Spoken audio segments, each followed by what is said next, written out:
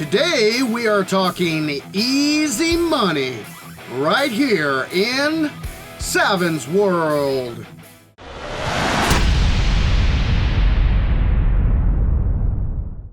Welcome, ladies and gentlemen, to Saven's World, the gaming channel for all things 7 Days to Die. Now, if you are ready to learn all things 7 Days to Die and take your 7 days gameplay to the next level, be sure to hit that subscribe button and turn on notifications so you do not miss a single one of our tutorial videos. Today, we are discussing easy ways to make money in 7 Days to Die. Now, aside from the obvious ways to make money, like doing quests for the trader or looting buildings and selling the loot to the trader for dukes, there is another way to make a whole bunch of money in 7 Days to Die. I'm talking about crafting. So today, I'm going to go through 7 items that you can craft that will make you a whole lot of money. So let's head inside and let's get to it. 7 Days to Die is a survival crafting game. As such, it has thousands of recipes for you to craft. Many of these will yield quite a nice profit. Now, the Fun Pimps have done a pretty good job of minimizing the items that you can craft. A lot of the items that you can craft, it's just not worth it. You don't make any money. However, there are a few items in this game that are very profitable. Now, I am going to start from the hardest to craft and work my way up to the easiest to craft. We're going to go through how to craft them, what perks you're going to need in order to craft them, if you're going to need any equipment, all of that fun stuff. And we're going to go through exactly what the materials would sell for and what the final product would sell for. So let me grab the items needed for number 7 on our list. Number 7, the Desert Vulture. Now, I know what you might be saying. Saven, the Desert Vulture is a tier 3 weapon that you have to find the schematic for, and it's not the easiest thing in the world to craft. And folks, you would be right. It is not the most easy thing to craft. However, it is very profitable once you can do it. I would not recommend doing this until you have the ability to craft tier 5 weapons. And there is a very simple reason for this, which I will go into in just a little bit. However, the tier 5 Desert Vulture is extremely profitable. In order to craft the Desert Vulture, you're going to need 18 handgun parts, 60 forged steel, 9 duct tape, 60 scrap polymers, and 18 springs. That is a total materials cost of 1,601 Duke's Casino tokens. However, the Desert Vulture by itself sells for 2,138 Dukes. That is a profit of 537. Now, you might be saying to yourself, well, 537, that doesn't sound like much, and I would agree. However, crafting the tier 5 Desert Vulture opens up a very unique opportunity to make even more money. And that is that the tier 5 Desert Vulture can hold 3 mods. So if you've got some spare mods kicking around, awesome. Throw them in your Desert Vulture and make even more money. I've got 3 of the cheapest mods that we have available here. The 2x scope, the weapon flashlight, and the muzzle brake. These are the cheapest mods in the game for weapons. Throw these bad boys on your Desert Vulture and you are going to be making a lot of money. The cost of these 3, the sell price for these 3 mods on their own, is a measly 116 Dukes. So bringing the total cost of manufacturing this item to 1,717 Dukes. So let's go ahead and modify our Desert Vulture. Get our 3 mods on there. Now our Desert Vulture that cost us 1,700 to manufacture is now worth 3,421 Dukes for a final profit of 1,704 Dukes. That is amazing. Now, you will need a couple of things in order to craft the Desert Vulture. You will need your Gunslinger perk all the way up to level 4, which means you need to get agility up to level 7. You also need to find the Desert Vulture schematic and have access to a workbench. Plus, it does take forged steel, which, unless you can gather enough in the world, will mean that you will need a forge with a crucible in order to make steel. So yes, the Desert Vulture is not the easiest thing to craft. However, it is very profitable once you have the ability to do so. Now, let's move on to number 6, Steel Armor. Steel Armor is another highly profitable item that you can craft. It will take 12 steel armor parts, 30 forged steel, 6 leather, 6 duct tape, and 2 sewing kits. Now, it does not matter what piece of steel armor you craft. They all cost the exact same to craft, and they are all worth the exact same amount of money. So it does not matter which item you craft. You can craft any one that you want. The material cost for the steel armor is 927 dukes. That means if you were to sell these items to the trader, you would get 927 dukes. However, the steel armor is worth 1,425 dukes. That gives you a profit of 498. But much like the Desert Vulture, the steel armor is also moddable. You can install 3 modifications to the steel chest armor that will increase its value dramatically. I have 3 of the cheaper armor mods in the game. We've got the insulator, we've got the single armor pocket mod, and the improved fitting mod. Pretty cheap and very, very abundant in this game. You'll find these mods all over the place. These mods you could sell to the trader for 93 dukes, or you could add them to your steel armor. So the total cost of materials and mods would be 1,020 dukes. But once we modify this, throw our mods in there, your steel chest armor is now worth 2,708 dukes for a final profit of 1,688 dukes. That is not bad at all. Now, in order to craft steel armor, you will need to get your heavy armor skill all the way up to level 4. And this means you need to get your strength up to level 7. You will also need to find the steel armor schematic.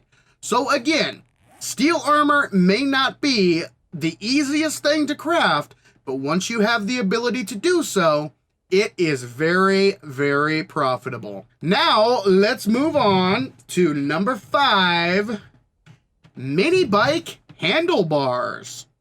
The next item on our list is much, much easier to craft. I'm talking about the Minibike Handlebars. All it takes to craft Minibike Handlebars are 4 mechanical parts, 2 springs, 1 headlight, 2 electrical parts, and 6 short iron pipes.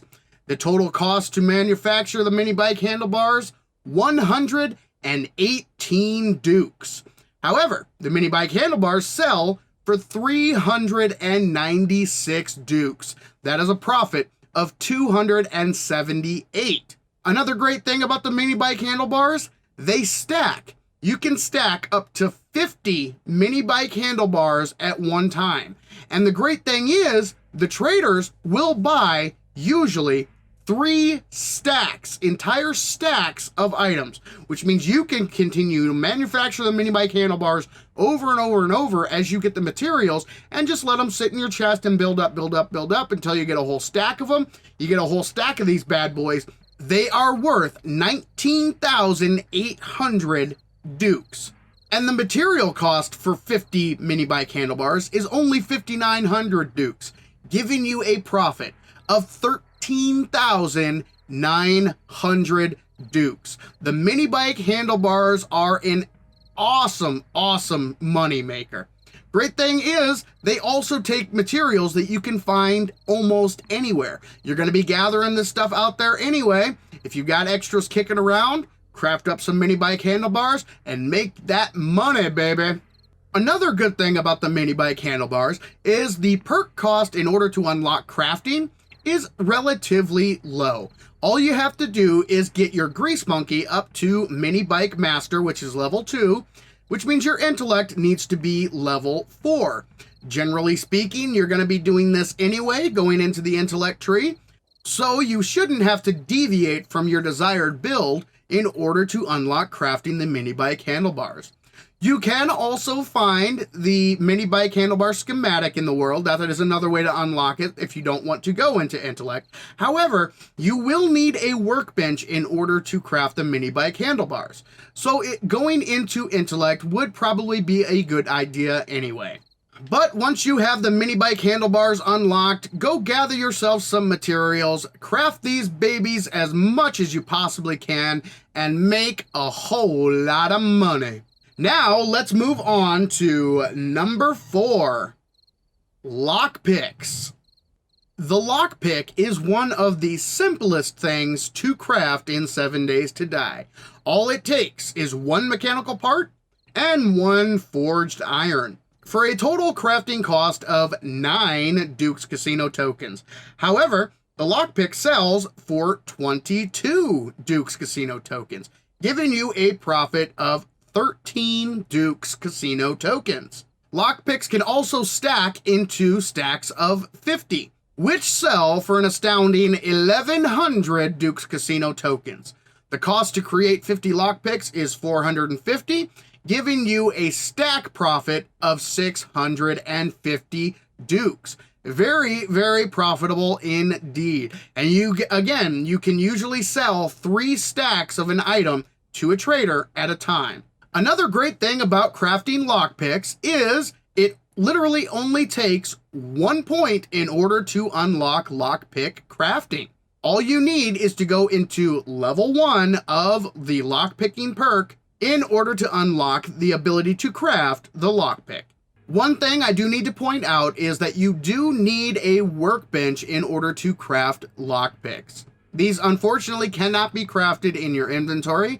However, if you've got a whole bunch of mechanical parts and some forged iron kicking around, you can always queue up a whole bunch of lockpicks in your workbench as you go out and about for the day. That way, when you get back, you've got a whole bunch of lockpicks that you can run to the trader and make a whole lot of money. Now it's time to move on to number 3 on our list, the cooler.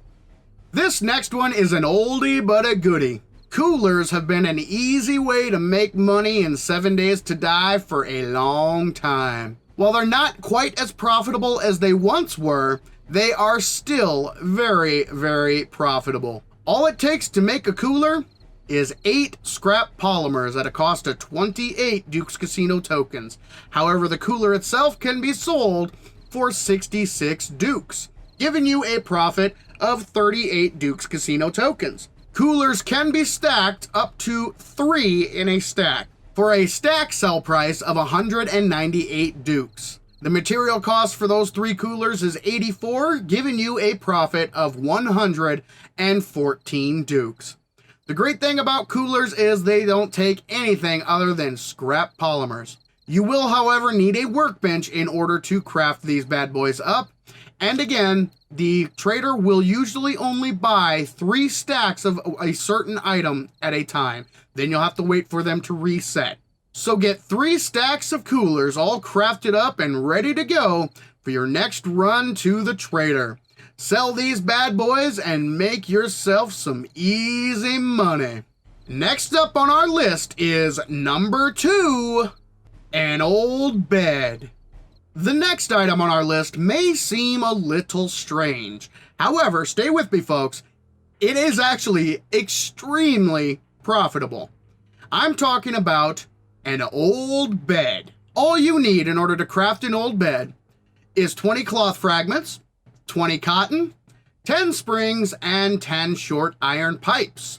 That is a material cost of 88 Dukes. But the old bed sells for 292 Dukes, giving you a single item profit of 208 Duke's Casino tokens. However, one interesting fact about the old bed is the stack size. You can actually stack 500 old beds in one stack. 500. That is insane. So if we sold a full stack of old beds, we would make 146,300 Duke's Casino tokens. The material cost for these beds would be 44,000, giving us a profit of 102,300 Duke's Casino tokens. That is insane. And again, traders will buy multiple stacks. They usually buy 3. So you could sell up to 3 stacks of old beds to the trader at one time. I'm talking 300,000 Duke's Casino tokens worth of profit at one time. And what's great is the items needed to craft it are everywhere. There's cloth everywhere. You can grab cotton anywhere or grow cotton. Springs, short iron pipes, you can get these things all over the place. Now, I would not recommend crafting up a whole full stack of 500 before you take them to the trader, because the crafting time on the old bed is a little much. It's a minute 20 per. But if you have a lot of these materials kicking around, you can craft them in your inventory. However, get them going in your workbench, craft up as many of these bad boys as you can, stack them up, that way they don't take up a whole bunch of inventory space, and run them to the trader to make that money. The old bed takes no perks. You can craft it on day one, as long as you have the materials. The rarest material you're gonna need are the springs, but they're everywhere. You can get springs out of so many different items. So if you have some extra cloth, cotton, springs, and short iron pipes kicking around, start crafting up a whole bunch of old beds, take them to the traders, and make a lot of money. But now it is time for the number 1 item on our list, turret ammo. In my opinion, the absolute best item that you can craft in order to make a whole lot of money in 7 Days to Die is the robotic turret ammo. This stuff is awesome. All it takes to craft turret ammo is 3 iron. It's craftable in the workbench, but it's also craftable in your inventory, which means if you're out and about and you have some spare iron, you can turn that iron into robotic turret ammo anywhere in the world and make yourself a lot of money. Now, I went ahead and I made a stack of 10, and let me show you why. 3 iron has no sell price, so there's no way to calculate how much money you can actually make from a single item like we did with the other items. 1 robotic turret ammo is worth 1 Duke. However, the iron has no sell price because it takes 3 iron to craft 1 robotic turret ammo. And since this has no sell price, I had to bump it up just a little bit to get ourselves a good comparison. So I went with 10 robotic turret ammo. The cost for 30 iron is 6 Dukes. That will create your 10 robotic turret ammo, which will get you 19 Dukes. That is a profit of 13 Dukes. However, a full stack of iron is 1,320 Dukes. This can be turned into 2 full stacks of robotic turret ammo. 2 stacks of ammo sell for 3,960 Dukes, giving you a total profit of 2,640 Dukes. That's a lot of money for 0 effort. Absolutely cheap to make. You can craft it like crazy. It takes no time whatsoever to craft. You can whip up a stack of this stuff in no time, but it gets even better. If you find all of the Tech Junkie books, you unlock the ability to bulk craft all robotic turret ammo. This includes the basic robotic turret ammo. So a box of robotic turret ammo, instead of costing you 3,000 iron, only cost 2,400 iron, making it even more profitable. Robotic turret ammo is an excellent way to make some easy money in 7 Days to Die. So there you have it, folks. That is 7 ways to make some easy money by crafting items in 7 Days to Die. Do you folks know of any other items that are highly profitable that you can craft? Let me know in the comments below. But for now, this is Saven saying thank you, ladies and gentlemen, for joining me in Saven's World. If you found this video helpful and or enjoyable, be sure to hit that subscribe button and turn on notifications so you do not miss a single one of our tutorial videos. And remember, the average gamer is always king of the hill on the bell curve.